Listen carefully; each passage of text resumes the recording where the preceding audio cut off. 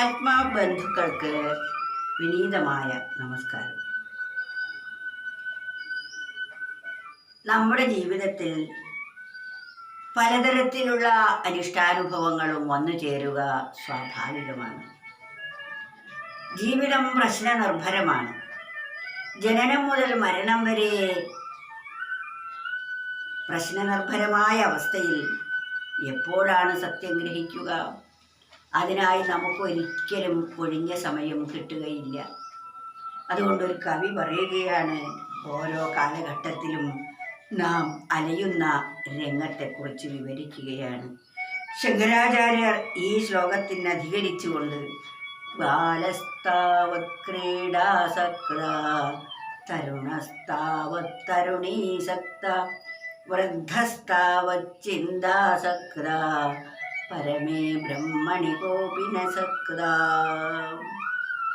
കുട്ടിയാകുന്ന സമയത്ത് ക്രീഡകളിലും, യൗവനയുക്തരാകുമ്പോൾ കുടുംബാദികളിലും, വൃദ്ധരായി പോയി കഴിഞ്ഞാലോ ദുർബലരായി ചിന്താഹീനരായി കഴിയുന്നു. പിന്നെ എപ്പോഴാണ് ആത്മജ്ഞാനം അന്വേഷിക്കുന്നതും കണ്ടെത്തുന്നതും?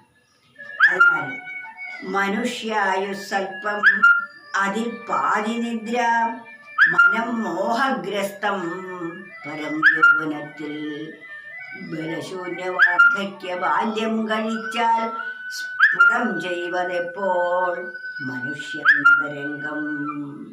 ഇതെത്ര വാസ്തവമാണ്! വളരെ ലളിതമാണ്, പക്ഷെ വളരെയധികം ചിന്തനീയവുമാണ്. ഇത് നാം നിത്യേന ഒന്ന് മനനം ചെയ്യണം. നമ്മുടെ അവസ്ഥകളെക്കുറിച്ച് മനുഷ്യ ആയുസ്വൽപ്പം, നമ്മുടെ ആയുസ് വളരെ കുറച്ച് മാത്രമേ ഉള്ളൂ. കാലത്തിൻ്റെ കണക്കും നോക്കുമ്പോൾ അനാദിയായ കാലം എന്ന് തുടങ്ങിയെന്നും എന്ന് അവസാനിക്കും എന്നും പറയാൻ പറ്റാത്ത കാലം. അതിൽ നമുക്ക് നമ്മുടെ ഒരു ആയുസ് എന്ന് പറയുന്നത് എത്രയോ തുച്ഛമാണ്. മനുഷ്യ ആയുസ്വൽപ്പം അതിൽ പാതി നിദ്ര. ആ അല്പമായ ആയുസ്സിൽ പകുതി ഉറക്കമായി പോയി. ഉറക്കത്തിൽ നമുക്കൊന്നും ചെയ്യാൻ സാധ്യവുമല്ല. മനം മോഹഗ്രസ്തം പരം യൗവനത്തിൽ. യൗവനത്തിലാണെങ്കിലോ അനേക പ്ലാനുകളും പദ്ധതികളും അനേക ആഗ്രഹങ്ങളുടെയും സമാഹാരമാണ്.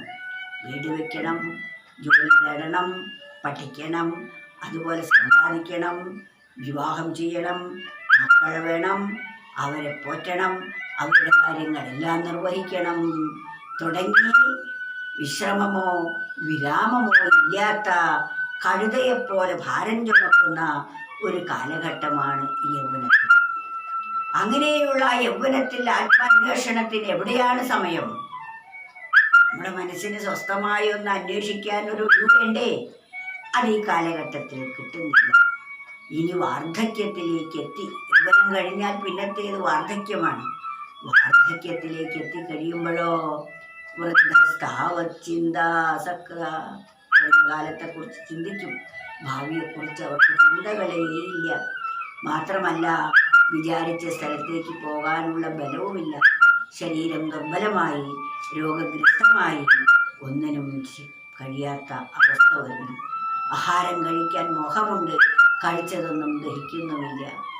ഇങ്ങനെ അവശതയിൽ ആണ്ട് കിടക്കുന്ന ഒരു കാലമാണ് വാർദ്ധക്യത്തിൽ. ഇനി ആദ്യത്തേതായ ബാല്യകാലം, കുട്ടിക്കാലത്തേക്ക് നോക്കിയാലോ അത് ചപലമാണ്. അതും ആത്മവിദ്യയ്ക്ക് കൊള്ളരുതാത്തതാണ്. ഒരു ചെറിയ കുട്ടിയെ കൊണ്ടുവന്ന് വെച്ചാൽ ആ കുട്ടിക്ക് ഇത് വല്ലതും മനസ്സിലാകുമോ? ഒരിക്കലും അത് മനസ്സിലാവുകയില്ല. ചപലമായ ബാല്യവും ദുർബലമായ വാർദ്ധക്യവും, ഇത് രണ്ടും ഒരേപോലെ. പിന്നീടുള്ള കാലം യൗവനമാണ്. യൗവനത്തിലാണെങ്കിലോ കർമ്മത്തോട് കർമ്മം, പലതരത്തിലുള്ള കടമകളുടെയും കർത്തവ്യങ്ങളുടെയും ഇടയിൽപ്പെട്ട് ഉഴലുകയാണ്. പിന്നെ എപ്പോഴാണ് ആത്മാന്വേഷണത്തിന് സമയം? കാലമാണെങ്കിൽ വളരെ കുറച്ച് മാത്രമേ ഉള്ളൂ. അതിൽ പകുതിയാണെങ്കിലോ ഉറക്കമായിട്ടും പോകും. ഇപ്രകാരമല്ലേ ഓരോ മനുഷ്യൻ്റെയും ജീവിതാവസ്ഥ? ഇത് നാം ഒന്ന് ആലോചിച്ച് നോക്കുക. ഇതെത്ര വാസ്തവമാണ്! അതുകൊണ്ട് ഈ 4 വരി നാം ഒന്ന് മനനം ചെയ്ത് നമ്മുടെ ജീവിതത്തിൽ എന്നും ഉറപ്പിക്കേണ്ടതാണ്. മനുഷ്യായുസ്വൽപ്പം അതിൽ പാതി നിദ്ര, മനം മോഹഗ്രസ്തം പരം യൗവനത്തിൽ. ബലശൂന്യവാർദ്ധക്യ ബാല്യം കഴിച്ചാൽ സത്യം ഗ്രഹിപ്പാൻ സമയമില്ലൊട്ടും.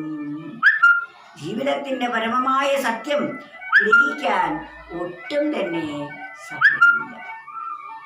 അങ്ങനെ നമ്മുടെ ഈ ആയുഷ്കാലവും തീർന്ന് മരണത്തിലേക്ക് വഴുതി വീഴുന്നു. ഇതല്ലേ ഒരു മനുഷ്യൻ്റെ ജനനവും ജീവിതവും മരണവും. ഇതിൽ നിന്ന് വ്യത്യസ്തമായി സത്യത്തെ അന്വേഷിക്കാനുള്ള ത്വര നമുക്ക് നല്ല കാലത്ത് തന്നെ വേണം. ആരോഗ്യവും ചുറുചുറുക്കും ഓർമ്മശക്തിയും ഉള്ളപ്പോൾ തന്നെ ജീവിതത്തിൻ്റെ മഹനീയ വശങ്ങളെക്കുറിച്ച് മനസ്സിലാക്കുകയും ആ സത്യാവസ്ഥ ബോധിക്കുകയും അതിനു വേണ്ടിയുള്ള ശ്രമം തുടങ്ങുകയും വേണം. മനുഷ്യായുസ്വൽപ്പം അതിൽ പാതി നിദ്ര, മനം മോഹഗ്രസ്തം പരം യൗവനത്തിൽ. ബലശൂന്യവാർദ്ധക്യ ബാല്യം കഴിച്ചാൽ സത്യം ഗ്രഹിപ്പാൻ സമയമില്ലൊട്ടും.